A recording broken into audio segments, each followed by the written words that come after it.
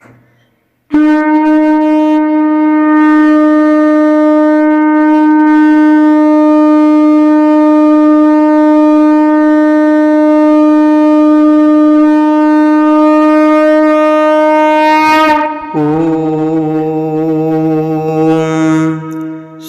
परमात्मने नमः। हरये नमः। श्री गुरुचरणकमलेभ्यो नमः। श्रीमद्भगवद्गीता अथ 10मोऽध्यायः। श्लोक 14, 15, 16 एवं 17।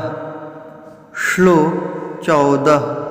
सर्वमेतद्ऋतं मन्ये यन्मां वदसि केशव, न हि ते भगवन् व्यक्तिं विदुर्देवान् दानवाः। सर्वमेतद्ऋतं मन्ये यन्मां वदसि केशव, न हि ते भगवन् व्यक्तिं विदुर्देवान् दानवाः। श्लोक 15।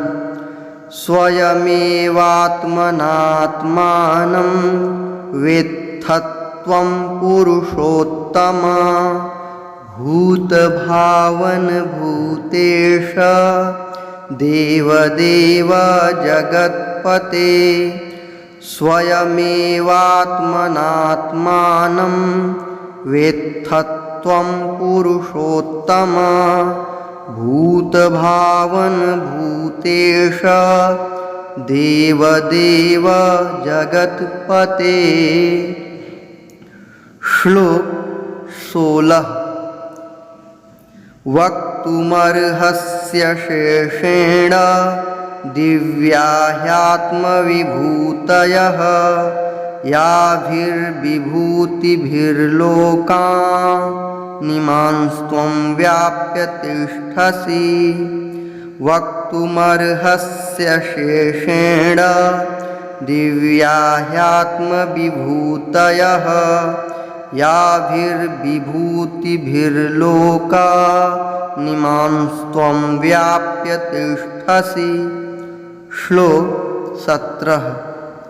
कथं विद्यामहं योगिंस्त्वां सदा परिचिन्तयन्, केषु केषु च भावेषु चिन्त्योऽसि भगवन्मया।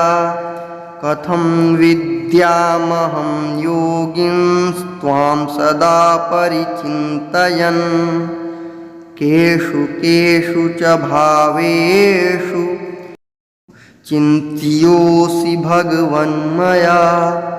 श्लोक 14। अर्थ। हे केशव, जो कुछ भी मेरे प्रति आप कहते हैं, इस सब को मैं सत्य मानता हूँ। हे भगवन, आपके लीलामय स्वरूप को न तो दानव जानते हैं और न देवता ही। श्लोक 15। अर्थ। हे भूतों को उत्पन्न करने वाले, हे भूतों के ईश्वर, हे देवों के देव, हे जगत के स्वामी, हे पुरुषोत्तम, आप स्वयं ही अपने से अपने को जानते हैं। श्लोक 16 एवं 17। अर्थ। इसलिए आप ही उन अपनी दिव्य विभूतियों को संपूर्णता से कहने में समर्थ हैं, जिन विभूतियों के द्वारा आप इन सब लोकों को व्याप्त करके स्थित हैं। हे योगेश्वर, मैं किस प्रकार निरंतर चिंतन करता हुआ आपको जानूं, और हे भगवान, आप किन किन भावों में मेरे द्वारा चिंतन करने योग्य हैं।